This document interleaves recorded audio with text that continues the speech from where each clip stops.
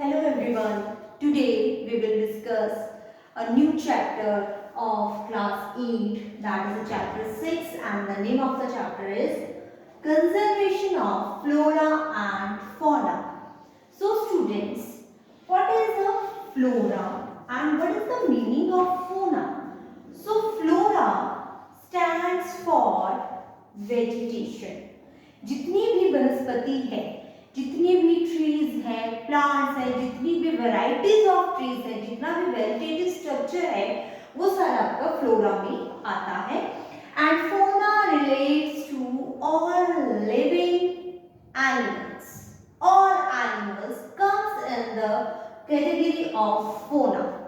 Okay students, so let's start. So the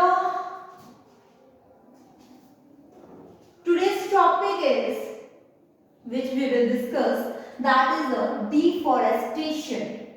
So students, आज हम deforestation के ऊपर डिस्कस करेंगे. आपको पता है what is the why forest are क्या वैल्यू होती है फॉरेस्ट की, why forest are important for us, क्यों फॉरेस्ट हमारे लिए इम्पोर्टेंट होती है. हमने पिछली प्रीवियस क्लासेस में स्टडी किया था. So let's talk about deforestation. So students, पेड़ों को काटना, cutting of trees indiscriminately manner, ठीक है, limitless हम पेड़ों को काट रहे हैं. उस वजह से क्या हो रहा है, जो भी causes है, problems हम फेस कर रहे हैं, किस क्या cause है deforestation को, वो हम स्टेप बाय स्टेप डिस्कस करेंगे. सो डिफॉरेस्टेशन क्या है, इनडिस्क्रिमिनेट मैनर में वनों को काटना, पेड़ों को काटना, लिमिटलेस काटना डिफॉरेस्टेशन कहलाता है. So deforestation is the removal of the vast tracts of the forest for timber and land. ठीक है, लकड़ी के लिए, फॉर टिम्बर एंड लैंड. ठीक है, आपको पता है हमने day by day civilisation, advancement in civilisation हो रही है. हमारे विलेजेस, हमारे सिटीज जो हैं वो एक्सपैंड कर रही हैं, डे बाय डे बढ़ रही है. तो उस चीज के लिए तो लोगों को रहने के लिए शेल्टर चाहिए, तो शेल्टर के लिए तो लैंड चाहिए और टिम्बर लकड़ी चाहिए. तो स्टूडेंट्स, इन्हीं दो चीजों के लिए पेड़ों को काटा जाता है. इन्हीं दो चीजों के लिए नहीं, बहुत सारे आगे भी हमने देखा कि वैल्यू ऑफ फॉरेस्ट क्या है, वो हमने प्रीवियस क्लासेस में डिस्कस किया था. So deforestation is the removal of vast tracts of the forest for timber and land which leads to the severe environmental imbalance, जिसकी वजह से हमारे एनवायरनमेंट में जो बैलेंस है उससे नहीं रह पाता, इम्बैलेंस हो जाती हैं चीजें.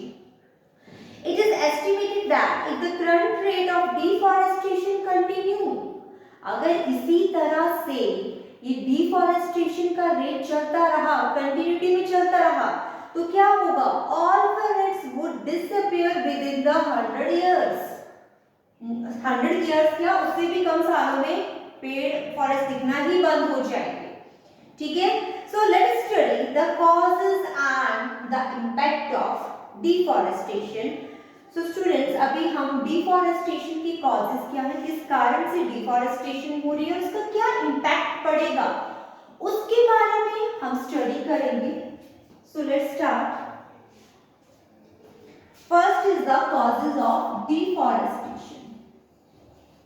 Causes क्या है, causes क्या है deforestation के. So students, deforestation का जो first cause है, that is requirement of land for agriculture and grazing. ठीक है, तो सबसे पहले हमें किस चीज के लिए, लैंड, जो हम लैंड चाहिए, किस चीज के लिए, हमें एग्रीकल्चर के लिए, प्लस ग्रेजिंग के लिए. ठीक है, तो उस चीज के लिए हमें क्या चाहिए, लैंड चाहिए, एग्रीकल्चर के लिए चाहिए, ग्रेजिंग के लिए चाहिए. तो ये पहला cause logging operations for the timber and papers.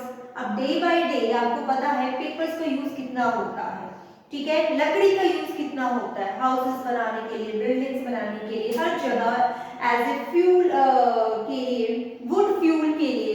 So students second एक ये भी कॉज है कि पेड़ों को काटा जा रहा है। तीसरा कॉज हम लें तो requirement of land for housing and industrialisation. बड़े बड़े उद्योग, बड़े बड़े कारखाने बन रहे हैं, डे बाय डे एडवांसमेंट होती जा रही है ना। तो उस चीज के लिए भी स्टूडेंट्स क्या होता है, उस चीज के लिए भी हमें लैंड चाहिए, ठीक है, हमें क्या चाहिए, लैंड चाहिए। घर बनते जा रहे हैं, विलेजेस एक्सपैंड हो रहे हैं, सिटीज एक्सपैंड हो रही है, दिन प्रतिदिन बढ़ती जा रही है, तो कहाँ से आएगी जगह, कहाँ से आएगी घर बनाने के लिए, कहाँ से जमीन जो भी लैंड प्रोवाइड करवाई जाएगी। तो इसी के लिए तो वो पेड़ काटे जा रहे हैं ताकि जगह मिल सके घरों को बनाने के लिए, है ना। इंडस्ट्रीज को एस्टैब्लिशमेंट की एस्टैब्लिशमेंट फॉर इंडस्ट्रीज के लिए, है ना। सो ये भी एक कॉज है डिफॉरेस्टेशन का। थर्ड हम बात करते हैं, फोर्थ हम बात करते हैं कई ऐसे नेचुरल फैक्टर्स भी हैं जैसे फॉरेस्ट फायर्स। आपने देखा होगा गर्मियों के दिनों में जंगलों में आग लग जाती है, तभी कई पेड़ जो थे तबाह हो जाते हैं, कई हैबिटेट्स जल के राख हो जाते हैं, है ना।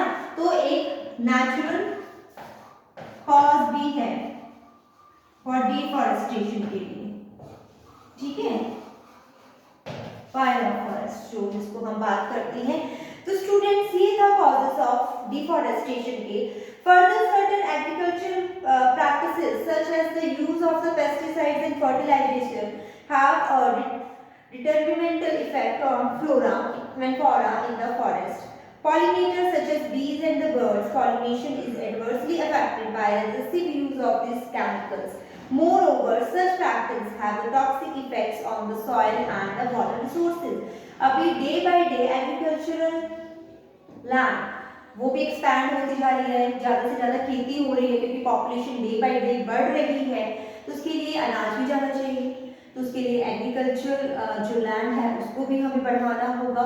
तो स्टूडेंट्स क्या होता है कि जो इंसेक्टिसाइड पेस्टिसाइड्स का छिड़काव जो क्रॉप्स के ऊपर किया जाता है, तो उस वजह से जो हमारे पॉलिनेटर्स होते हैं, पॉलिनेटर्स जो पॉलिनेशंस में हेल्प करते हैं, बर्ड्स, बीज, तो उन केमिकल्स की वजह से भी वो खत्म हो रही है, तो पॉलिनेशन नहीं हो पा रही है, ठीक है। तो पॉलिनेशन नहीं हो पा रही है, ये भी एक जो फ्लोरा एंड फौना पे बहुत ज्यादा इफेक्ट डाल रहा है, ठीक है। मतलब बोलने का मतलब पॉलिनेशन नहीं होगी तो सीड जर्मिनेशन नहीं होंगे, सीड्स नहीं बन पाएंगे, है ना। तो ये भी एक इफेक्ट डालती है फ्लोरा एंड फौना के ऊपर। Now next is impact of deforestation.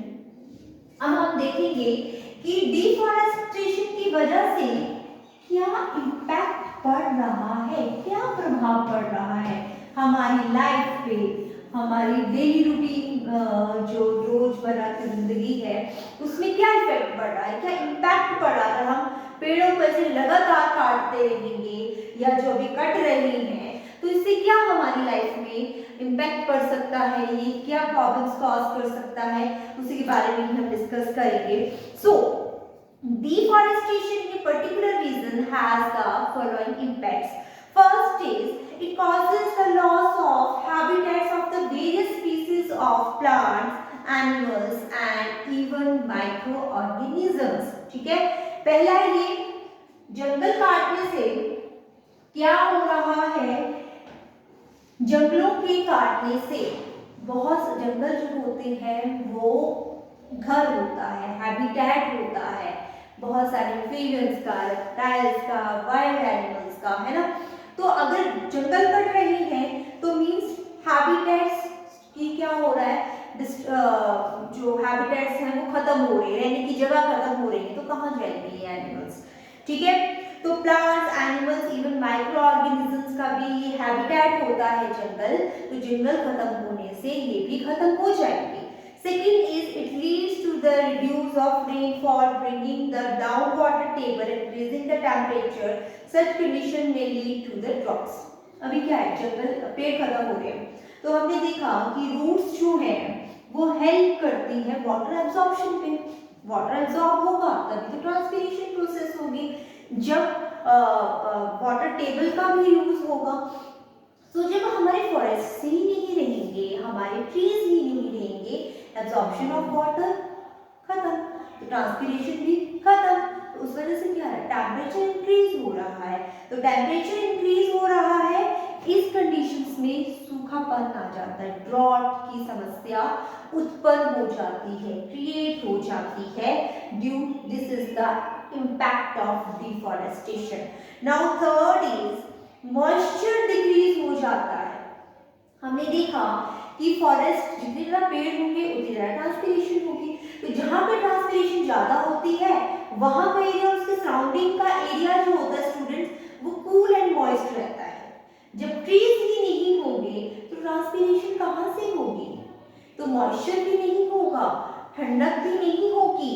तो क्या होगा, इस कंडीशंस में लो ह्यूमिडिटी ड्राई कंडीशंस उत्पन्न हो जाती है, क्रिएट हो जाती है।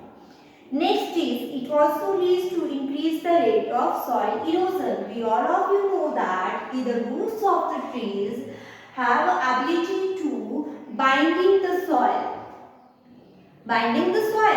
So that's why the soil is not washed away through winds, through rainfall. है ना, कभी कभी बाढ़ें आ जाती हैं या इतनी ज्यादा तूफान आंधियां चलती हैं, तो जो अपर मोस्ट लेयर होती है अर्थ की, वो वॉश्ड अवे हो जाती है।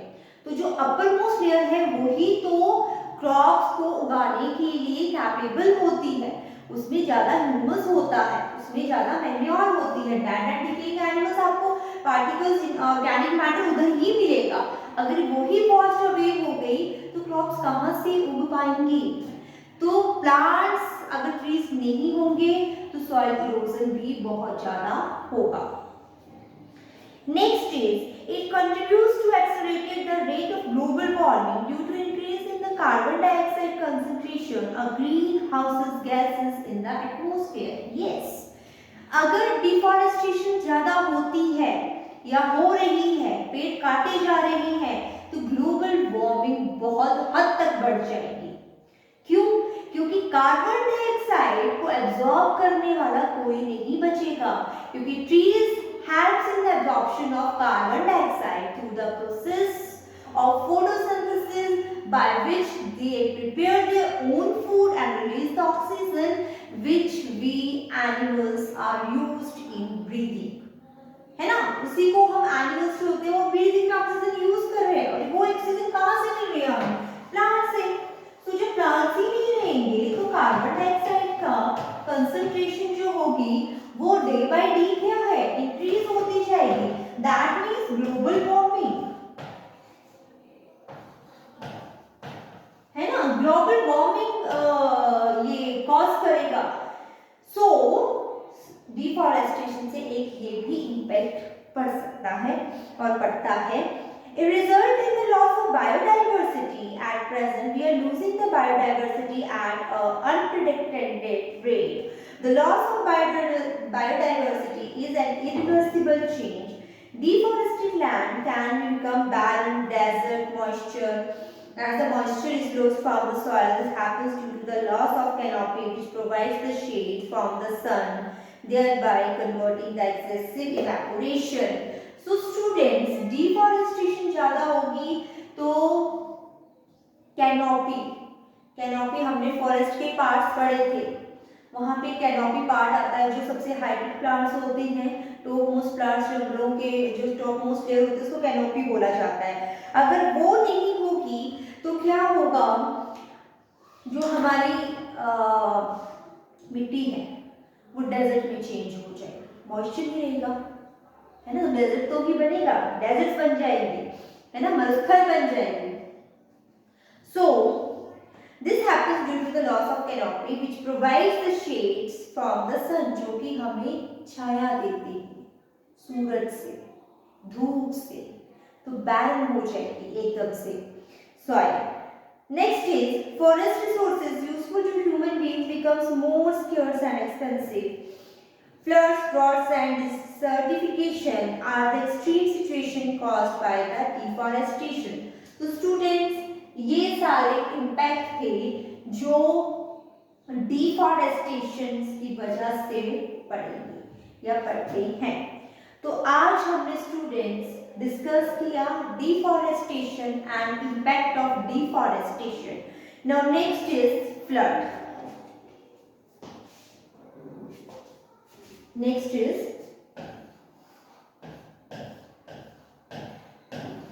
Flood. So what is the flood? Flood क्या होता है?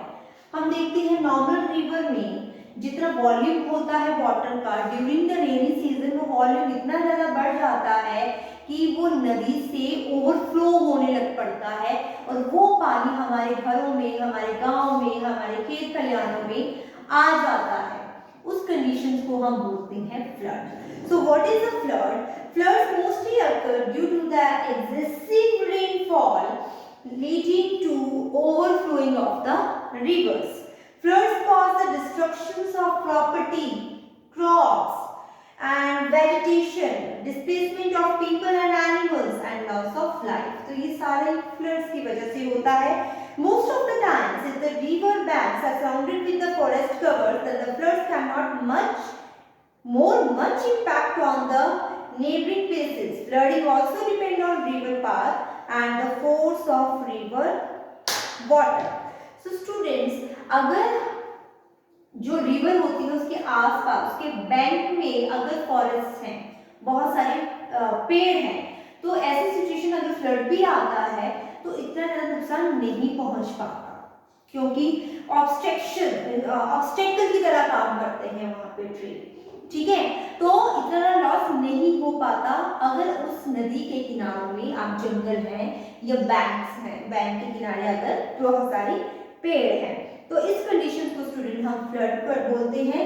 सो आज हमने डिफॉरेस्टेशन पढ़ा, उसकी कॉजेस पढ़े, उसका इम्पैक्ट पढ़ा और फ्लड क्या होता है ये पढ़ा। नेक्स्ट हम क्लास में ड्रॉट पढ़ेंगे कि ड्रॉट क्या होता है। So student, thank you so much.